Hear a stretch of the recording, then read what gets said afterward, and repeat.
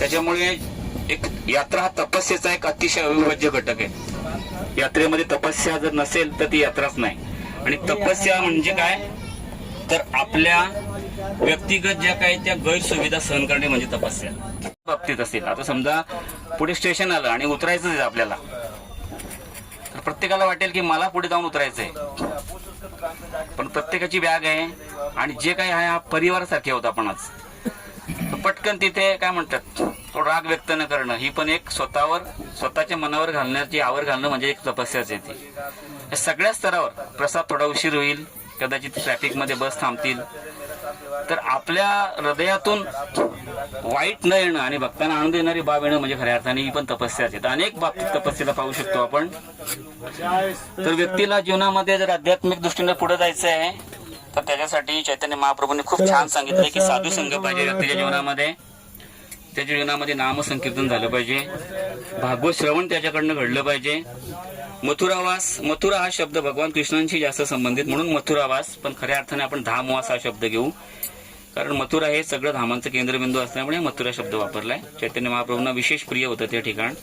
मथुरावास, श्रीमूर्ती सेवा आणि श्रद्धा हे सेवन, म्हणजे जे काय करतो आपण, जे काही श्रवण करणार आहोत ते खूप आपल्याला श्रद्धेनं श्रवण करायचं आहे.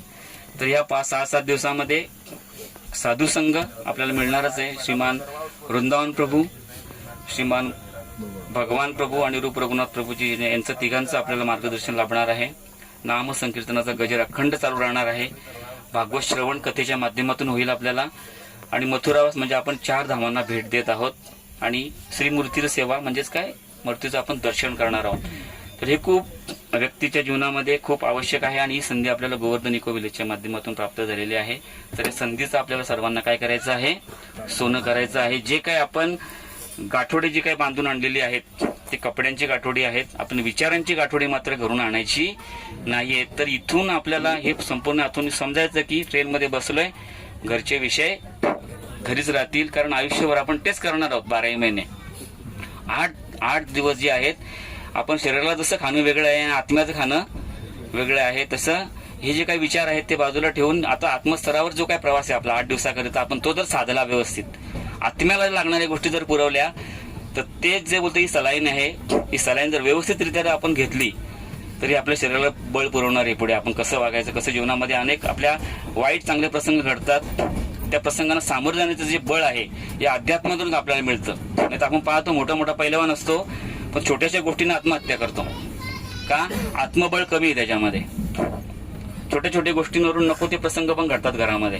का? आता आत्मबळ कमी. तर हे आत्मबळ वाढवण्यासाठी आपल्याला आत्मबल हे फक्त अध्यात्मातूनच साध्य केलं जाऊ शकतं, बाकी कशातून मिळणार नाही. लक्ष द्यायचं आहे. आणि दुसरी महत्वाची गोष्ट म्हणजे आपल्याकडचा जो भाग आहे मुंबई परिसर हा थोडासा प्रगत भाग आहे आर्थिकदृष्ट्या. आपलं राहणीमान आपल्या दृष्टिकोनातून चांगले आहे, आपण तथाकथित चांगले लोक आहोत, परंतु धामामध्ये कदाचित ती गरिबी असते, कदाचित ती भौगोलिक परिस्थिती कारणीभूत ठरते. तर जे कसे पण लोक दिसतील, असतील, वागतील, आपण त्यांच्या प्रती अपराध करायचा नाही, कारण ते धामवासी आहेत. कोण आहेत ते? धामवासी आहेत ते. त्याच्यामुळे त्यांची आपली तुलना होणार नाही. ते भले ते कसे पण दिसतील, कसे असेल, कसाही पेराव असेल, काही असेल, कपडे कसे असतील, आणि धामामध्ये जी काही परिस्थिती दिसते, गटार वाजताना दिसतील, डुकरं कुठेतरी लोळताना दिसतील, तर तरी तशा त्या बाबतीत धामाची तुलना करायची नाही. धाम हे गुप्त असतं.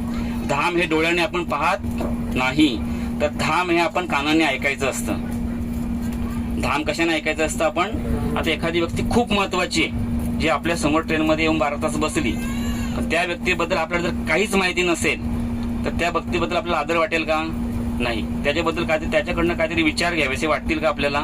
नाही. पण जर त्या व्यक्तीबद्दल आपण संपूर्ण जर जाणून घेतलेलं असेल तर त्या व्यक्तीबद्दलचा आपला रिस्पेक्ट वाढेल आणि त्याचा जो वेळ आहे तो आपल्या जीवनामध्ये आपण कसा चांगल्या कामासाठी वापरू, त्याचे उपदेश याचा आपण नेहमी विचार करून त्याचा जास्तीत जास्त आपण संघ घेऊ. तसं धाम हे जर आपण वाचू शकलो नाही शास्त्रात, जर गुरूंच्या मुखातून किंवा शास्त्रातून जर आपण त्याचं वर्णन जर आपल्याकडे ऐकलं नसेल तर त्या धामाची यात्रा तेवढी सफल होत नाही. म्हणून आपण पाहतो की आपल्या पुस्तकामध्ये आपण जिथे कुठे जातोय, काशीतलं मग दशाश्वमेध घाट आहे, अनेक बिंदू माधव मंदिर आहे, काशी विश्वेश्वरांचं मंदिर आहे, सगळ्याची माहिती या पुस्तकामध्ये आपण जेवढे आपण स्थळ करणार आहोत सगळ्यांची 5-5, 10-10 ओळीमध्ये त्याचं वर्णन आहे, त्याची महती दिलेली आहे. हे आता आपण जशी पुस्तकं प्रभूजींकडून आपल्याला मिळतील तर संध्याकाळपर्यंत आपण सगळ्यांनी पुस्तकं वाचून काढा, म्हणजे जेणेकरून त्या धामाविषयीचं सगळं ज्ञान आपल्याला अगोदरच मिळेल की जिथे चाललोय मी त्या देवतेचा भाव काय, त्याची महती काय हे आपल्याला अगोदरच समजेल. तसं काय पुढे अयोध्येला जातोय, तिथे कुठे कुठे कनक महल, दशरथ महल, अयोध्या मंदिर, शरयू, काळाराम मंदिर, कुठे कुठे आपण काय काय दडलंय हे सगळं आपल्याला वाचायचं. याच्यामधून पुढे प्रयागराजची माहिती दिलेली आहे. नंतर चित्रकूटला गेल्यावर गुप्त गोदावरी, हनुमान धारा आहे, पर्वत हे चित्रकूट पर्वत आहे आपला. सगळ्याची माहिती आपल्याला पुस्तकामध्ये. आपल्यासाठी एक पुस्तक म्हणजे जवळजवळ महिनाभर प्रभूजींनी घेतलेली मेहनत आहे. आपण जे आता गीतं गायली सकाळी ती सगळी गीतं, त्याच्या व्यतिरिक्त अजून भजनं पण याच्यामध्ये आहेत. यात्रेमध्ये आपला मूड काय असायला पाहिजे, आपलं वागणं कसं असायला पाहिजे, आपल्याकडून समोरच्याला त्रास झाला पाहिजे की त्याला रिलीफ मिळाला पाहिजे, आनंद झाला पाहिजे, सगळे इतंभूत माहिती जी आहे ही पुस्तकामध्ये दडलेली आहे.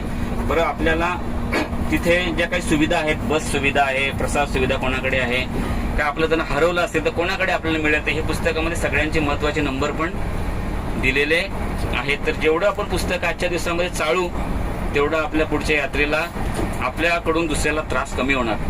आपला ग्रुप लीडर जो आहे त्याने आपली तिकीटं काढल्यापासून, ते आपली रूमची व्यवस्था बघण्यापासून, त्याने आपली बसची व्यवस्था बघण्यापासून त्याने अनेक महिनाभर जागलेला आहे. अजून जर आपण त्याचं डोकं खात राहिलो तर मग आपण पूर्णपणे त्याच्यावर अवलंबून आहोत. जशी की त्याने आपली अख्खी जबाबदारीच घेतलेली आहे.